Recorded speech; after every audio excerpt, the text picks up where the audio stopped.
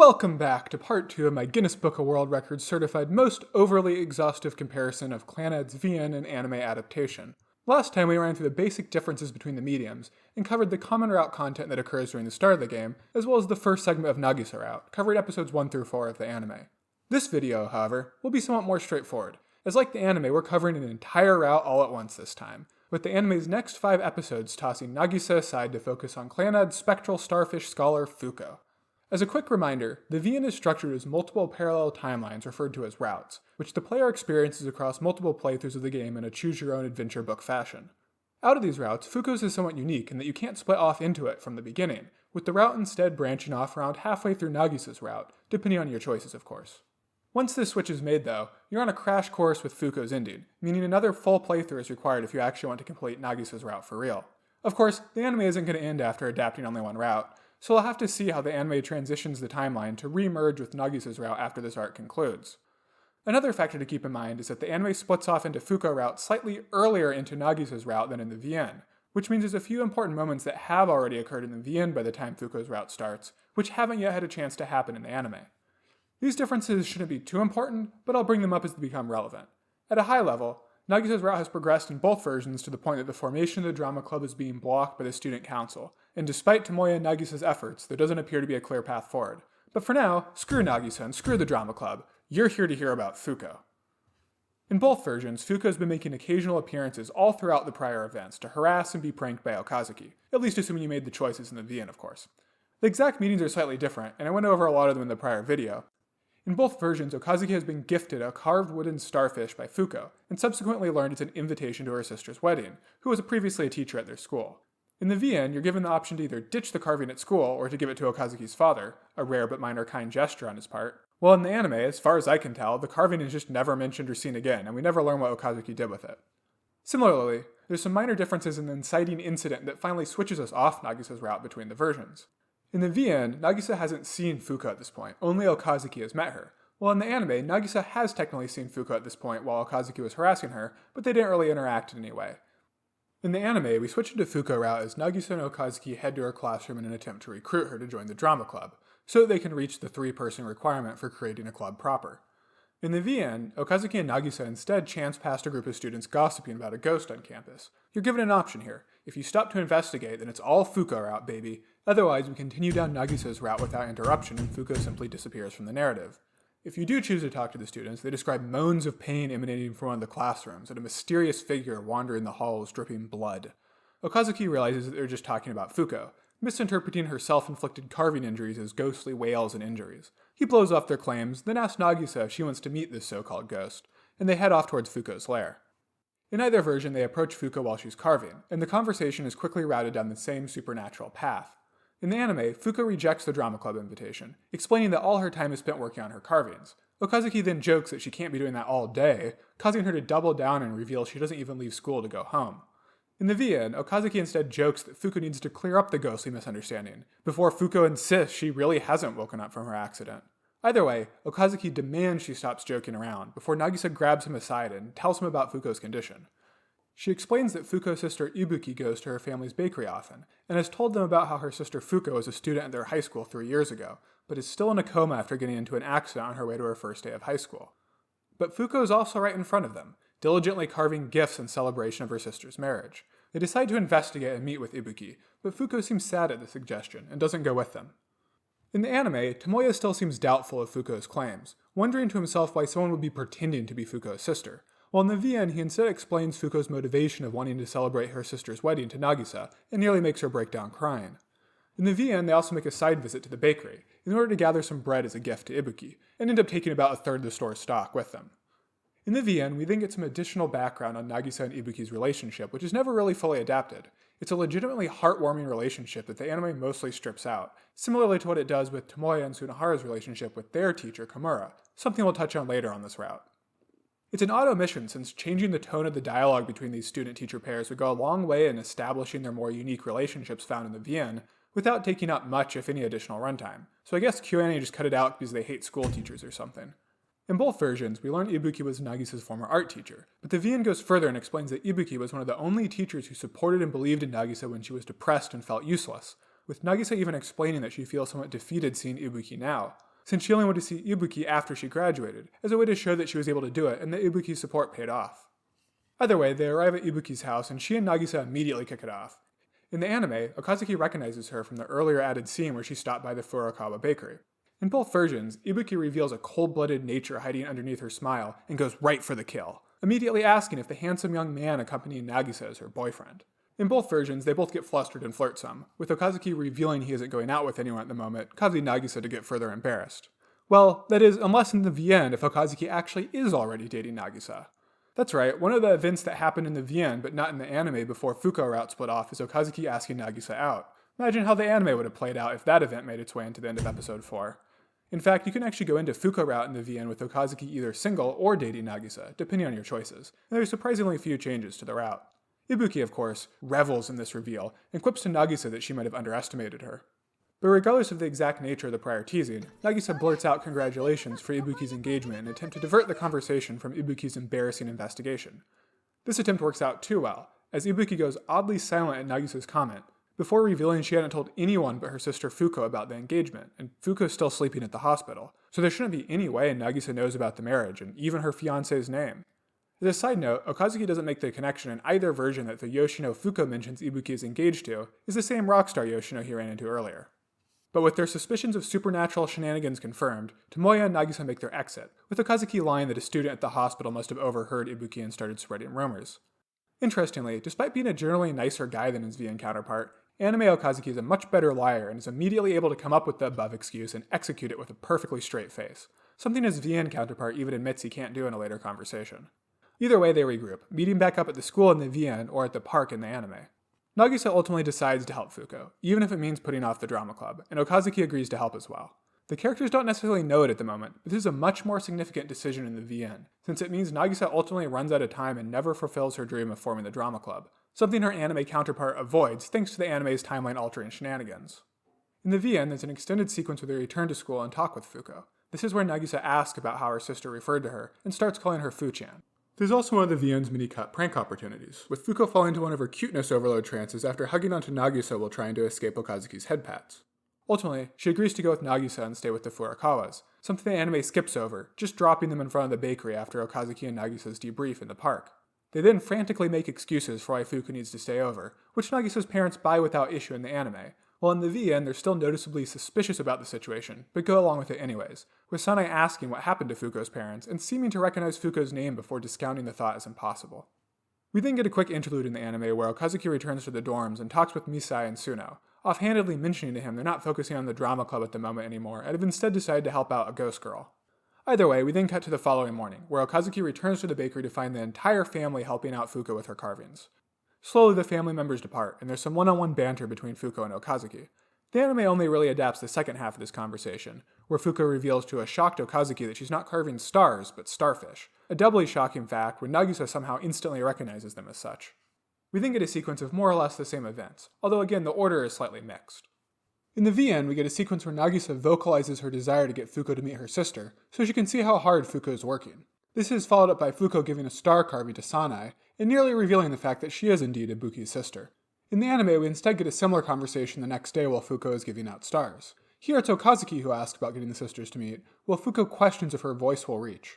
This is also where the anime slots in Nagisa asking to call Fuko Fu-chan, just like her sister did. We then get a sequence in the anime where they give Yukine a starfish, which I'm half convinced is entirely an attempt to remind her she still exists while the anime waits to get to her arc. It does actually mirror a similar sequence from later in the VN though, where you test out if the starfish is a good gift and have the option of multiple characters including Yukine to give it a try and judge their reaction.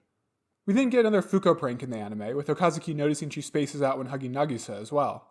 In this case, Okazuki grabs Ru and has her tell Fuko that she's Okazuki, and they just happen to switch genders sometime. This is basically the same as in the VN, although in the VN you first have to attempt the same prank with the random male student before using Ru. We then get a nice transition in the anime, where instead of the prank just going nowhere, Kyo again shows up to protect her sister, leading into Fuko gifting them both starfish. We next get introduced to Fuko's friend, a fellow third-year Fuko met during her entrance ceremony before the first day of school in her accident. In the anime, Fuko attempts to gift her a starfish, while in the VN Fuko just lies about getting better in an attempt to clear up the rumors, and offers her the starfish during a later meeting. In either case, the friend is cold and rejects Fuko's offer, making it clear that herself and the other third years are entirely focused on college and exams, and have no interest in any sorts of distractions. The next couple of big events are Sunohara joining the squad and setting up a fate class for Fuko to attend. The anime switches the order for these events, so for now let's follow how the VN plays out. In the VN, there's a short unadapted sequence where Okazuki and Nagisa talk to the art teacher and find a supply of wood blocks for Fuko to use for further carvings, followed by Sunohara appearing. In the VN, we haven't seen Sunohara since he started trying to recruit Okazuki to play in a 3v3 basketball game, backstory that we definitely haven't got to yet in the anime. The sequence plays out similar to what we'll eventually discuss in Nagisa route, with Nagisa having been tricked into thinking Sunohara was romantically pursuing Okazuki, and hijinks ensue. Eventually this turns into a carving match between him and Fuko, with the stakes being helping Fuko out as a servant. In the anime, he's already been involved with helping out Fuko at this point, and he shows up to help in order to get on Nagisa's good side, with the outcome of the match being if he has to go away or not. The subject of the carving match ends up being a mythical creature called Inoue, a contest that seems weighted in Sunohara's favor considering Fuko can't even remember what it's supposed to look like. In both versions, Okazuki attempts to distract Sunohara, with the VN also noting that Fuko has clearly become a very technically proficient carver thanks to her diligent Starfish practice. We also get an appearance of airheaded Nagisa in the anime for once, with her asking in both versions if Inoue is a real creature, and if they could see one at the zoo. Fuko finishes her sculpture in lightning speed before it's revealed to be the apparently popular Japanese cartoon character Doraemon. Appropriately fearful of the Japanese legal system, the anime instead turns into a generic cartoon frog carving. In either case, Sunohara brags that as long as he actually carves Inoue, he'll win by default, before immediately stabbing himself, leading to anime Okazuki immediately DNFing him, while in the VN it's only when he returns with his hand so bandaged he can't carve that the contest is called. We then get what's about to become an all-too-common interaction in the VN, as Okazuki insults Sunohara quite harshly, leading to Nagisa calling Okazuki out for being too mean to Sunohara and Fuko. Taken with her kindness, Suno immediately becomes simping for Nagisa for the rest of this route, something that kind of weirdly bleeds over to the anime despite the context being different. Also weirdly, the simping happens even if Nagisa is actively going out with Tomoya. In the VN, this is also what leads him to Sunohara helping out with the Starfish distribution, while in the anime it's more of a standalone sequence, since Suno has been hanging out with the group already. Let's continue to follow along the VN for now, as a lot of the content here isn't directly adapted in the anime. Following their securement of Sunohara's indentured servitude, we get a sequence only briefly referenced in the anime where Okazuki attempts to convince Fuko to find a better carving to gift compared to a starfish. These include an awful selection of choices you can propose as Okazuki, a couple failed test runs of sculpture portraiture, to of course Nagisa suggesting dango carving, which not even the simping Sunohara can go along with. We then get one of the segments the anime does adapt later, where Nagisa and Fuko begin a heated argument whether dango or starfish are cuter, before immediately making amends and agreeing that they're both the best. In VN Okazuki fashion, Okazuki continues to yell at everyone else for being idiots. We then get our introduction to Clannad's true best girl, sassy Nagisa, who calls him out for not having any better suggestions. This is followed by Sunohara learning Fuko's carvings are indeed starfish and not ninja stars, followed by another Fuko prank where Okazuki switches a starfish she's holding with Sunohara's head, resulting in her pummeling him with a second starfish sculpture when she realizes just what she's been cuddling. They go home deciding to stick with starfish for the carving, thus making the entire diversion pointless. Despite some of my more critical comments, sometimes it's pretty clear to see why the anime cut some stuff out. The next morning, Okazuki then arrives at the Furukawa bakery to again find them all carving. A customer shows up, but Akio and Sanae are busy putting on a show, so Nagisa, and potentially Okazuki, go to help. This same sequence happens later in the anime, but there's a twist that only occurs in the VN. This customer is Ibuki. In a touching moment, Ibuki explains that she's going to visit Fuko, and she always makes sure to bring enough food for both of them to have lunch in case today's finally the day Fuko wakes up. Nagisa breaks down and runs off, with Okazuki making the not too flattering excuse that she probably just had to go to the bathroom pretty badly. We then get a fun interaction where Okazuki realizes he has no idea what any of the bread cost, or even how the register works, leading to him telling Ibuki it's free bread day. Ibuki's having none of it though, leading to her being the one to have to help tell him the prices. As she leaves, Okazuki encourages her to keep believing Fuko will wake up. This level of concern from someone who, from Ibuki's point of view, never met her sister, causes Okazuki to be labeled as a strange person by a second Ibuki sister. We then get some more one-on-one banter between Okazuki and Fuko as the family leaves to prepare dinner, before we get to the next day giving out starfish. This is where Fuko gives her carving to Nagisa in the VN, as well as where you're given a choice to look for willing recipients to test the starfish as a gift idea.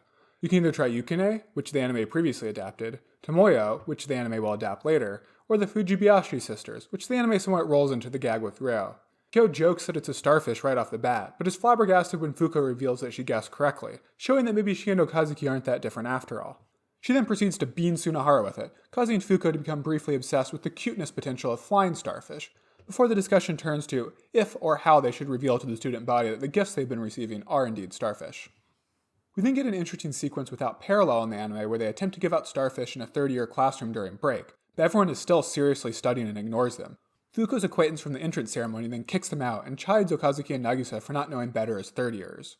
If nothing else, this sequence is an effective reminder that Okazuki and Nagisa are truly outsiders to their peers, having fallen off the expected school path. We then get introduced to Fuko's fan club, made up of a group of first-year guys taken with Fuko's selflessness and swear to help her celebrate her sister's wedding. This sequence also exists in the anime, but is extended in the VN, with Okazuki immediately being able to scare them off, much to Fuko's dismay, before they do eventually return. There's also some romantic overtones discussed here in the VN, as Okazuki asks Fuko what it's like to have so many people romantically interested in her, while in the anime adaptation, the fan club's feelings seem to be presented as much more platonic admiration. They then reappear soon after in the VN to carry off Sunohara when he attempts to pull an Okazuki-style prank on Fuko, a gag that happens later in the anime. We then reach another one of the VN's significant calendar dates, the day of the drama club introduction. Okazuki and Nagisa leave Fuko alone to hand out Starfish as they go to check, where they find Nishina and her friend there to explain that they can share Komura as an advisor and thus form the drama club, as well as introducing the upcoming Founders Festival. Okazuki then lampshades how all the basketball-related nonsense we're eventually going to cover in Nagisa route ends up being totally unnecessary for the foundation of the drama club. Nagisa is thankful, but ends up putting the drama club on hold for now to help Fuko, and they make plans for her to take advantage of the festival as a time that even the third-year students would be open to receiving gifts. They also use it as an excuse to get Fuko to relax a little until then. There's some nice nuance here that the anime misses out on as Okazuki notices how Nagisa doesn't want Fuko to be alone, as she herself had previously experienced just how painful it was to be a complete outsider alone at school. This is followed up by one of Vi and Okazuki's many visits to Ibuki's house alone, where they discuss Nagisa's stubbornness and Ibuki's experience teaching Nagisa. The discussion then leads to Fuko, and how Ibuki just desired for Fuko to have a normal school life, something she was deprived of as her accident occurred on her way to the first day of school. This leads to Okazuki finally doing what he chided Nagisa for, and he leaves mid-breakdown, overcome with emotion realizing that he and Nagisa have in part granted Ibuki's wish. He then returns to the bakery and conspires with Nagisa to give Fuko a small taste of normal school life by setting up a class just for her. This is also where we finally meet back up with the anime sequence of events again. As a reminder, the carving contest still hasn't happened yet in the anime, and we're continuing from after Fuko first failed to give a starfish to her past acquaintance.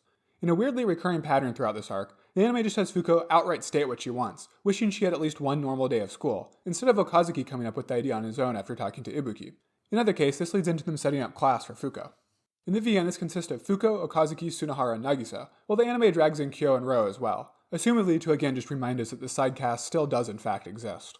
We also get an extended sequence in the VN where Okazuki and Nagisa look for a teacher they can use, and almost share a romantic moment before Nagisa has to leave.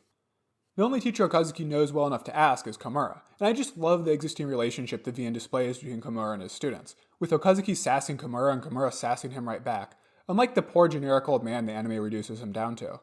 We see Okazuki totally comfortable asking him to come over and help out at a moment's notice, and Komura actually willing to go along with it even though he has grandchildren visiting on the same day. You're given a choice to press the matter or to try another teacher, with Komura being more interested if Okazuki chooses not to push the matter since it's so unlike him. If you don't strong-arm Komura, Okazuki fails to find anyone else, and like the anime they head to school teacherless.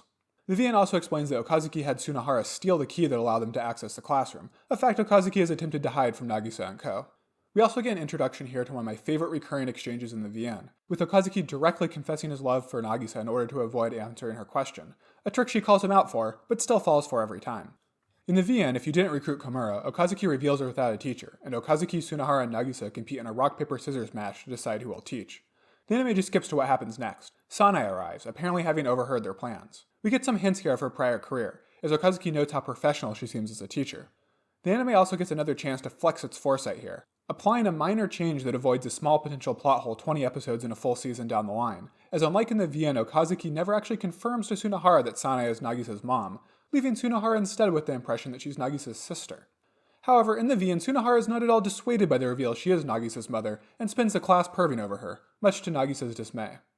There's another small difference here as class begins, as in the VN, Nagisa is voted as class president for their small group, while in the anime it's changed to Fuko getting the role. It's a somewhat unfortunate change in my opinion, since although the sequence is mainly focused on Fuko, having Nagisa act in a leadership role gives her character some nice development as well, especially since she previously mentioned she couldn't handle that sort of responsibility. Either way, the rest of the class plays out similarly, with the anime fading to a cutaway of Komura and some students working towards the Founders Festival, an esoteric ball of light floating past the classroom window, I assume as some sort of representation for the happiness that day brought to Fuko. In the VN, if you insist on recruiting Komura, the day plays out similarly, with Fuko ultimately learning to love literature compared to Sanae's class where she learns to appreciate the true beauty of mathematics. Komura also hints at his past teaching at a rough industrial school as he mentions that this group isn't even the worst class he's taught, and he also reveals that he does in fact recognize Fuko as Ibuki's sister. Okazuki's relationship and respect for Komura also continues to be fleshed out here in the VN, with Okazuki waiting behind to properly thank Komura, showing that despite his less than polite recruitment attempt, he does really respect Komura's help. In the VN, this is then followed up by Okazuki again visiting Ibuki alone, and learns of Fuko's backstory. Interestingly, the anime doesn't cover this part of Fuko's backstory until after the Founders Festival. In this conversation, Ibuki explains how Fuko was shy and wouldn't interact with anyone else except her, which led to Ibuki ignoring her over school break in an attempt to encourage her to make other friends. On her first day of high school, Fuko announced she'd do her sis proud and make lots of friends at school, a dream unfortunately cut short by her accident occurring just minutes later. The next day, and the next episode of the anime, starts with Okazuki entering the Furukawa bakery to find a selection of freshly baked starfish pastries. We also get a small moment hinting that Sane isn't necessarily as emotional as she outwardly appears, as she rapidly switches back and forth between crying dramatically and talking normally as they discuss Akio's reaction to her starfish creations. Fuko then arrives and Okazuki jokes that the starfish bread is like a barrier to seal Fuko, as she immediately falls into her cuteness trance wherever she looks. This leads into him narrating next season's hottest isekai, even complete with a unique fantasy-style background in the VN, a sequence that's greatly enhanced in the anime by having Nagisa there to listen along and get way too invested in Okazuki's silly made-up narrative. It's another tiny moment the anime inserts to sell us on how well these characters work together, even though the current route being adapted isn't really focused on building their relationship. In the anime, we then catch up on the introduction to the Fuko Brigade, followed up by them deciding on the Starfish Festival as being the perfect opportunity for starfish gifting. Suna then shows up and we get the art contest nonsense. It's interesting that despite switching the order of this in the classroom sequence, there isn't any huge impact on the plot. Arguably, the order of the events is much more logical in the VN's version, as the carving match is what causes Sunohara to help out, and deciding on the Founders Festival is what gives Fuko an excuse to take it easy for a bit in the meantime and go take class. But you really don't notice that lack of logic in the anime. We also get Nagisa noting here that she wants Fuko and Ibuki to meet. Next is another VN-exclusive Ibuki and Okazuki scene, where she confirms she travels to the next town over every single day to visit the hospital that Fuko's at. In one of the VN's more interesting lines, Okazuki curses this town for not even having a hospital support its residents, a reaction that's totally opposite to his feelings towards the same issue in After Story. VN Okazuki also mentions here that he's not great at lying or masking his emotions, something we previously saw anime Okazuki doesn't appear to have trouble with. Ibuki also confirms that she decided not to get married until Fuko wakes up, a decision that prompts Okazuki to decide that the sisters should indeed meet at the Founders Festival, leading into Okazuki and Nagisa, or just Okazuki and the VN, returning later to invite Ibuki to the festival. First, though, is an interesting interlude in the VN that presents the first hints of Fuko's disappearance, with a student obviously ignoring Fuko as she attempts to give out her starfish. Sunohara runs off to confront the student, but we don't hear about what happened until much later, a smart choice that helps build the mystery. The anime's version of this event is much less effective in that regard, with a similar confrontation shown later on, but only in flashback once it's already clear that Fuko is being forgotten. In the VN, instead, the mystery is preserved until the supernatural shenanigans ramp up, and Okazuki feels compelled to finally ask Sunohara about it later. As Nagisa and Okazuki go to invite Ibuki to the Founders Festival in the anime, Nagisa makes an offhand comment about how they're almost acting as Fuko's parents, a line which more or less describes how the anime changes the framing for this part of this arc. Instead of having some romantic undercurrent between Fuko and Okazuki, the anime smartly ramps up Nagisa's involvement and has them take on a parental role which helps develop their relationship as well. In either case, Okazuki and anime Nagisa run into Yoshino, and they head to Ibuki's place, where Okazuki finally puts two and two together and realizes the electrician/ex-rockstar he met earlier and Ibuki's fiancé are one and the same. Yoshino encourages their plan to invite Ibuki and heads off, before Ibuki emerges from her house. She agrees to go, calling Nagisa later in the VN to confirm. She also provides added context in the anime, saying she had promised to go with Fuko before her accident, and would at least like to visit so she can finally tell Fuko in the hospital about it. This comment is where anime Nagisa finally breaks down, leading to Okazuki lying about her having bladder issues, and they head to the nearby park. We then get to the day of the festival, with Fuko passed out from carving all night. As you arrive at the Furukawa bakery, you're given the appropriate choice to either let Nagisa's old man carry Fuko to school, or to be the man. In the VN, we also get a brief interlude where they stop by the dorms to pick Sunohara up, who of course begins immediately simping for Nagisa. We then pick back up with the anime for some Fuko and Okazuki banter as she wakes up. We begin the festival with the scene of Nagisa staring sadly at the empty stage, an obviously much more powerful moment in the VN. In the anime, they instead discuss how Nagisa will be up there during some later generically named school festival.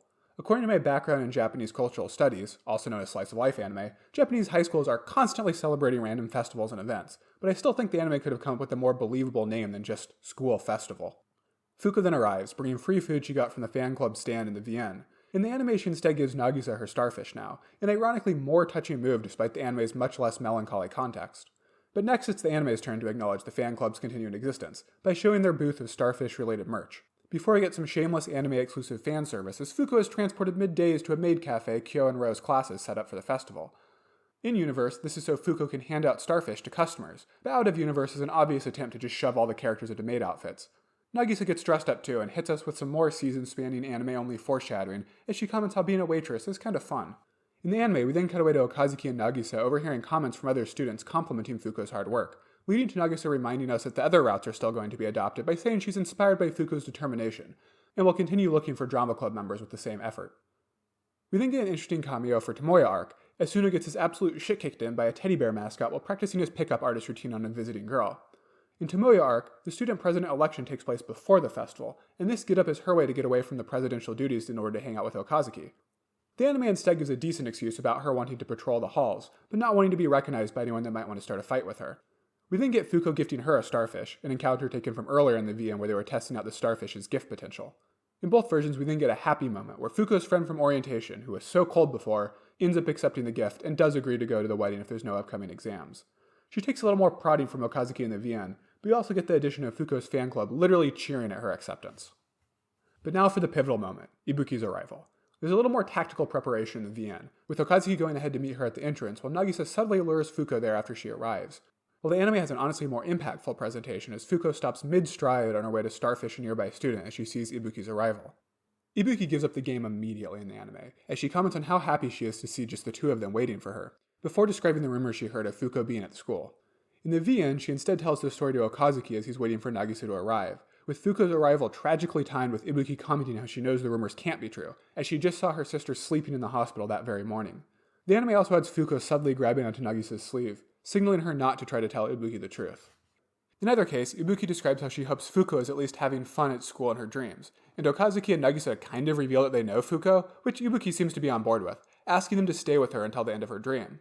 In the VN, she also makes the announcement that Fuko's condition has worsened, and that it's unlikely she'll ever wake up, a shocking turn that would be more tragic if it was ever acknowledged again instead of Fuko kind of just waking up later anyways. The same revelation occurs in the anime, but interestingly it's saved for later. This revelation also causes Okazuki to deduce why Fuko has just appeared now. She somehow knew she wouldn't wake up and be able to congratulate her sister, and so manifested in the school to recruit others to do so in her place. In both versions, Okazuki and Nagisa then convince Ibuki to not put off her own happiness, and to get married anyways, something she agrees to. In the VN, Okazuki then visits Komura and recruits his help in allowing Ibuki's wedding to take place at the school, communicate with some more great sassy back and forth dialogue. Oddly, the anime again removes Okazuki's agency here and just has Ibuki mention wanting a marriage at the school later on.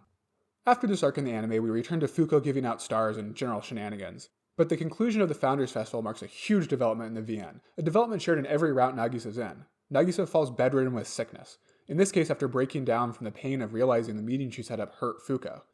It's hard to go into this too much without discussing Nagisa route in more detail, but regardless of your choices, Nagisa always falls sick around this time, a detail that makes her sickness feel much more supernatural than in the anime. We get a short interlude share with Nagisa route where Okazuki apologizes to Sanae for dragging Nagisa around so much, and she asks Okazuki to stay with Nagisa as long as he can. This changes the rest of the route, as Nagisa is unable to go to school, leaving just Okazuki to hang out with Fuko, as she slowly begins to be forgotten. But before we go into that in the anime, we have some more BS to cover, including a precious addition of Fuko giving Botan a star. We also have the first example of Fuko being totally ignored by a student, although unlike the VN, it's just Okazuki and Nagisa there and they don't take it any further. As I mentioned before, the setup is done a little better in the VN, as the idea of Fuko being ignored is hinted at before the Founders Festival, only for it to escalate afterwards, instead of the concept being introduced in the same episode it becomes relevant. We then get another reminder of Kotomi's existence in the anime, as Okazuki visits to give her a star, something that to my knowledge isn't an option in the VN. Kotomi again only responds to Kotomi-chan, and we get an introduction to Kotomi asking if everyone's a bully as she's not sure how to process Fuko's incessant gifting, but they quickly end up bonding over Kotomi's scientific starfish knowledge. We then get a couple of inconsequential sequences from much earlier in the VN, a tongue-twister competition between Tomoya and Fuko, as well as Sunohara finally being carried off by the Fuko bodyguards after he attempts to bully her. In the anime, we then get an additional Ibuki meeting to follow up on some of the details from the Founders Festival that, for whatever reason, weren't adapted in the anime. At least Nagisa's here, instead of being ditched like every time Okazuki went to meet Ibuki in the VN. Ibuki confirms her decision to get married, then in a pretty lame change just outright mentions how all the wedding halls are booked, and oh, coincidentally, she always wished she could get married on campus. This is also where Ibuki finally goes into Fuko's backstory, how she didn't have any friends, and how Ibuki ignored her in the days leading up to her accident. We then get a super late rush adaptation of the strategy meeting to decide if they should stick with Starfish's presence or use some other sort of carving, although unlike in the VN, they don't even test any of the other products, which makes it an even more pointless distraction. We then get Suno finally learning the carvings aren't shurikens, the Dango vs Starfish fight, and Okazuki pranking Fuko into poking Sunohara's face. This is also where the anime declares Okazuki the Fuko Master, something that takes many more pranks and some legitimately involved routing to achieve in the VN. Okazuki and anime Nagisa then go to meet Komura about setting up the wedding at school, a reminder of the sad state of his character in the anime. He weakly suggests it's probably fine given Ibuki was so well liked, and further undermines Okazuki's status as an active character by suggesting Ibuki always talked about getting married at school anyway. Compare this to the VN's Chad Komura, who slightly agrees when Okazuki suggests that he should be able to get permission since the principal and vice principal are basically just his underlings anyways, and you'll understand why his anemic depiction in the anime is so disappointing to me. As earlier mentioned, in the VN, Okazuki already discussed this with Komura immediately after the Founders Festival, with him getting a call giving the go-ahead a little after Nagisa collapses. He then calls Ibuki to tell her the news, and she happily agrees to his proposition of using the school grounds.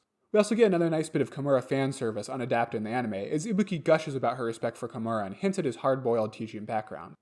In the anime, this conversation is instead taken care of in another visit to Ibuki's house, which is also where Ibuki finally mentions Fuko's condition worsened and her plans to move closer to the hospital following the wedding, something that causes Nagisa to break down, but crucially not to fall sick.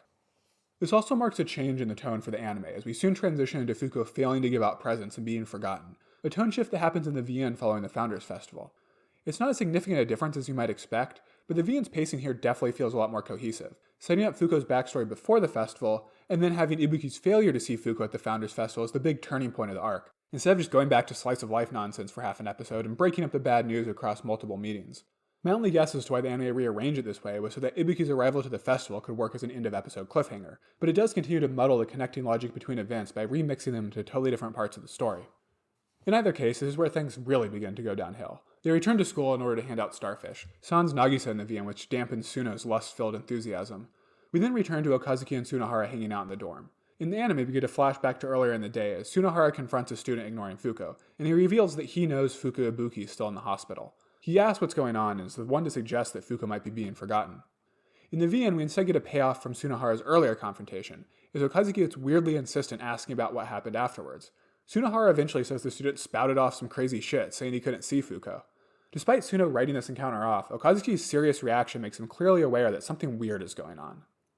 Our next big turning point is upcoming, but the anime again has some stuff to catch up on, including Okazuki spacing out as Fuko carves and discussion of the wedding setup.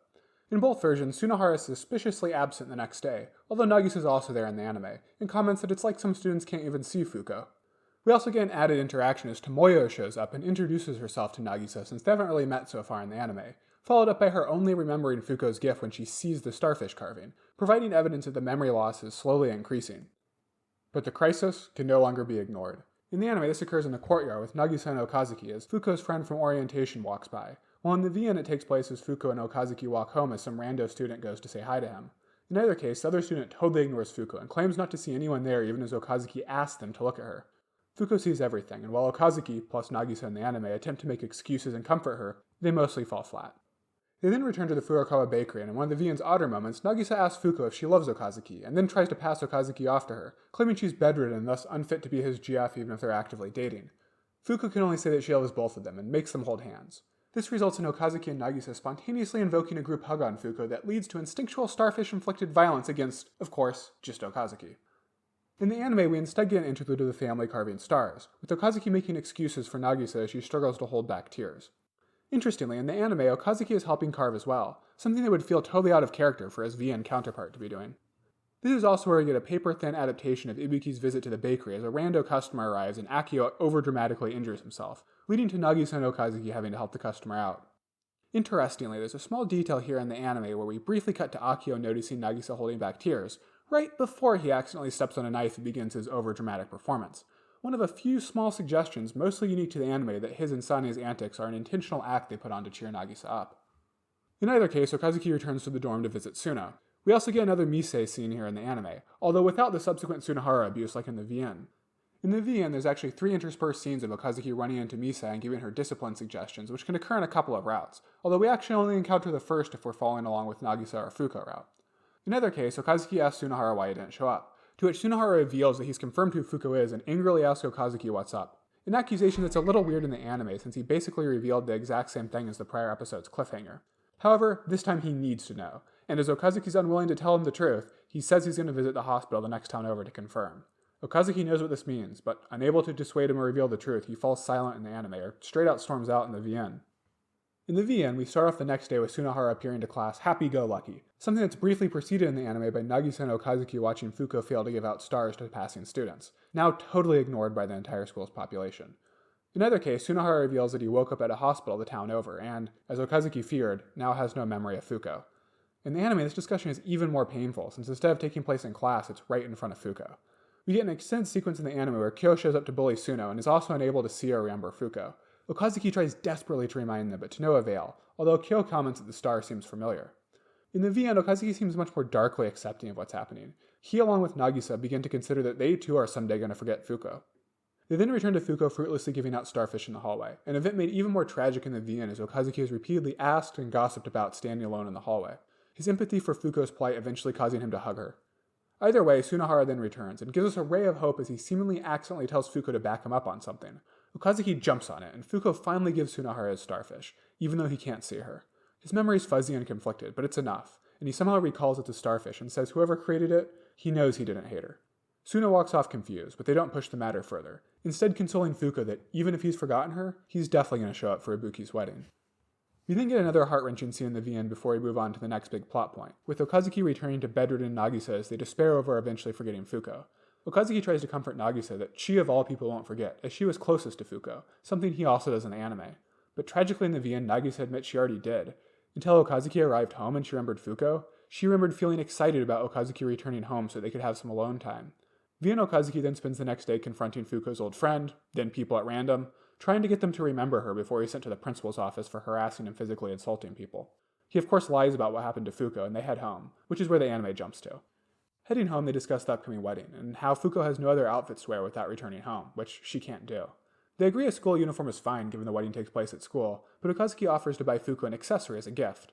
They shop around before Okazuki points out a party hat as a joke, thus setting off a chain of events that eventually led to the temporary suspension of a Florida police officer. In the VN, this whole sequence has some date vibes, with Okazuki holding Fuko's hand on multiple occasions. Nagisa takes over that duty in the anime, with it smartly leaning into the parental vibes instead as Nagisa and Tomoya watch over Fuko. Speaking of cool things the anime does, they then head to a really neat park that's clearly inspired by an actual place, which increases the vibes greatly. In either case, this is where Fuko declares she now likes Okazuki about as much as a sea slug, and we get an added scene in the anime where Fuko observes Nagisa and Okazuki watching the fountain go off, lit by the setting sun, and nods in approval that she ships it. They then return to the Furukawa bakery for IMO, one of Clannad's underrated saddest moments.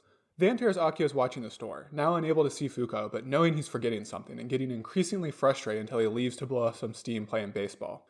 Sanae then arrives and welcomes home Okazuki, Anime Nagisa, and Fuko. Of course, thinks Okazuki in the VN, she was so close to Fuko, she couldn't have forgotten. She then approaches Fuko, grabbing some bread for her in the VN or offering to set the bath up for Fuko in the anime, but is facing thin air as she talks. Revealing she can't see Fuko anymore, Sanae legitimately breaks down, explaining she and Akio can't see or remember her anymore. Okazuki and Anime Nagisa assure her that Fuko is still there with them, and she expresses that Fuko is always welcome as part of their family. She goes to hug Fuko, but her arms pass right through in the VN, something that the anime fortunately doesn't attempt to animate. In the anime, she additionally explains that with all the talk of the wedding, she drew the connection between Fuko and Ibuki and went to the hospital, which caused her to forget like Sunohara. This is a neat explanation, but it seems a little out of place given the anime cut out any of her earlier suspicions about the connection, and it seems unnecessary given how everyone else is forgetting too, hospital visit or no. But this barrage of sadness isn't over yet in the VN, as bedridden Nagisa has forgotten as well, crying herself to sleep as Okazuki holds her hand. With nowhere else to go, Okazuki, Fuko, and Anime Nagisa head to the school to spend the night, with Anime Nagisa explaining that even though her parents didn't remember, they still understood when she said she was spending the night with Fuko. They're barely at the school before Fuko is overcome by lustful temptation and tears open the party hat packaging, but her momentary space out allows Okazuki to pull one final prank and steal it. She jumps on him and they fall crashing down. In the anime, that's the end of it, but in the VN it leads to some, more sexually charged flirting as Fuko finds herself sitting on top of Okazuki. The game actually then follows this up with an automated call to your local FBI tip line so that you can be properly punished for your part in choosing this route. VN Okazuki then continues to remind us it's a total sack of shit, and ironically forces Fuko to be the more mature person and turn down his advances if he's already in a relationship with Nagisa. She still gives Okazuki a little peck on the cheek, which turns into an admittedly accidental kiss on the lips if Okazuki and Nagisa aren't already dating. Fortunately, with this over, we return to the wholesome celebration. We of course get a much cuter alternative moment in the anime instead, with Fuko intent on shipping Okazuki and Nagisa. This leads into that one moment in every romance anime that doesn't make any sense from a Western perspective, where Fuko convinces them to refer to each other by first names, something that greatly embarrasses them both. Interestingly, this does seem to stick in Okazuki's case, as he refers to Furukawa as Nagisa going forward, but Nagisa continues to call him Okazuki until they begin dating. Fuko then drops some pretty unsubtle hints that still seem to fly right over Okazuki and Nagisa's head, saying that she likes them both and hopes that they're happy, just like her sis and Yoshino. She then gives both of them a little peck on the cheek, followed by Nagisa putting her party hat on for her. With Fuko unable to contain her excitement, this is then followed up by an early celebration for Ibuki's wedding in both versions, with them popping party crackers and grabbing drinks from a vending machine. The vibe is, of course, enhanced in the anime due to Nagisa's inclusion, and we get a nice added sequence of Fuko watching the candles as they slowly die down, with Okazuki commenting that it really is like they're a family. The only thing that takes away from it is a weirdly out-of-place anime-specific background song about Starfish, something I'm sure Fuko would be delighted to hear about, but it kinda kills the tone.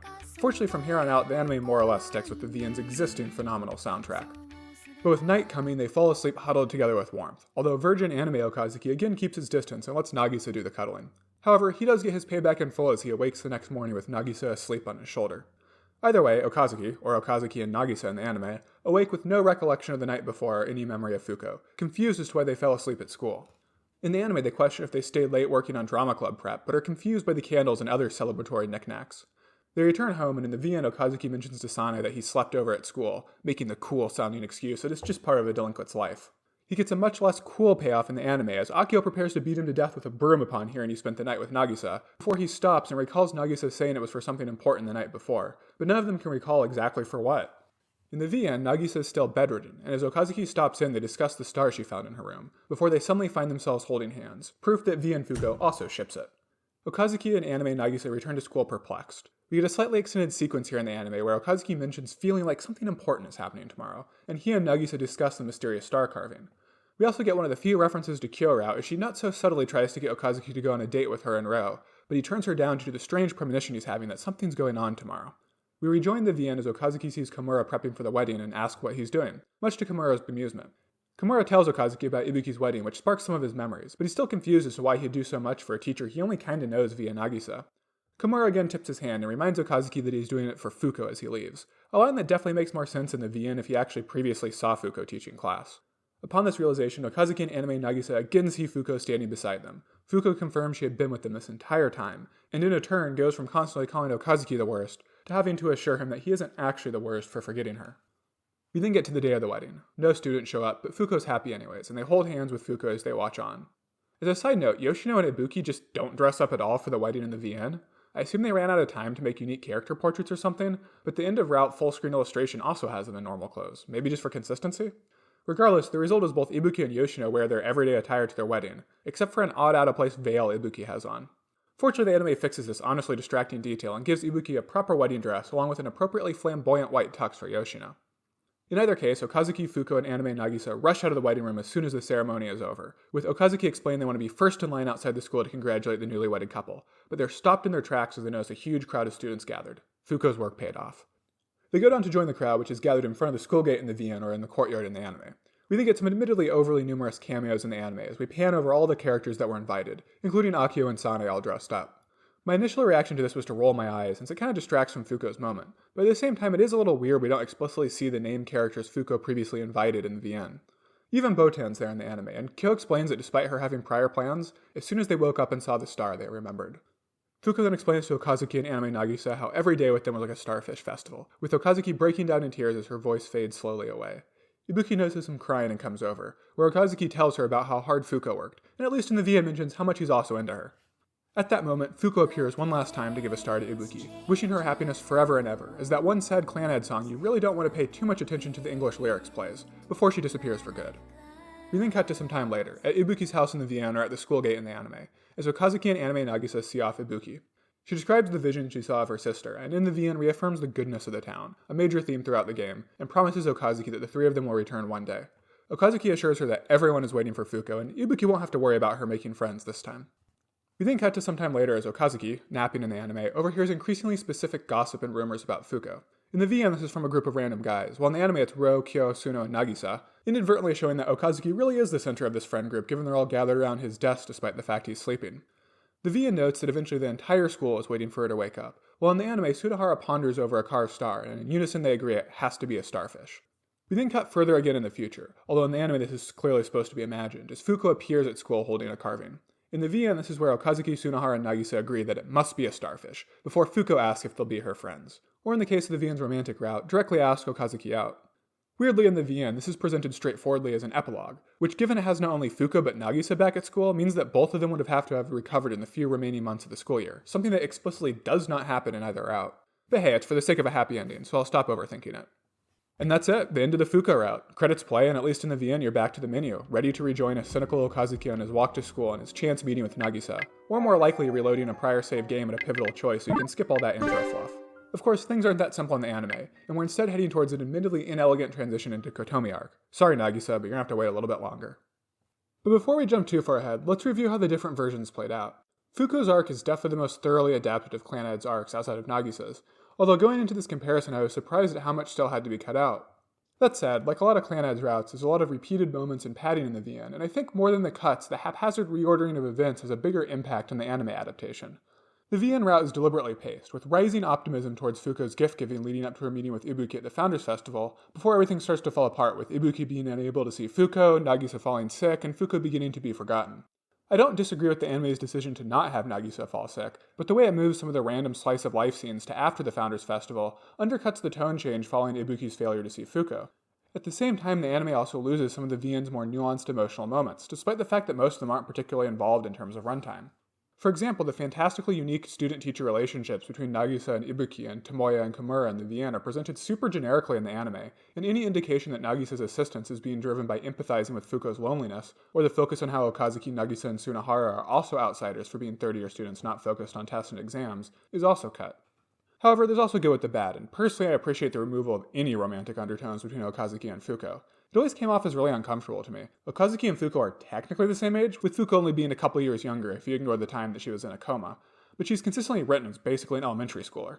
Nagisa's off-putting desire to pass off Okazuki to Fuko, and Okazuki trying to two-time on her with Fuko is also replaced with a much more palatable framing of Nagisa and Okazuki deepening their relationship as they collaborate to help Fuko out. Okazuki's bullying of Fuko and Sunohara is also cut back to a much less legitimately concerning level, as is Sunohara's weird simping for Nagisa.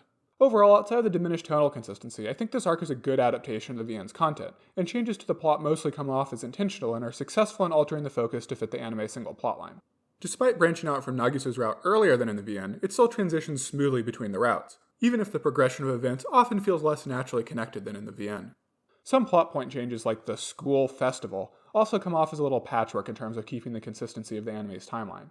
These are small concessions, however, and not having Ibuki get married in a goofy sweatshirt easily makes up for it. So that's it for our favorite starfish-obsessed gremlin, or at least it is for now, since like James Bond, Fuko will indeed return. Join us next time as we go over another relatively adapted arc, as we cover the only one of Clannad's 3 purple-haired girls to not have their route totally axed in the anime, our antisocial girl genius Kotomi.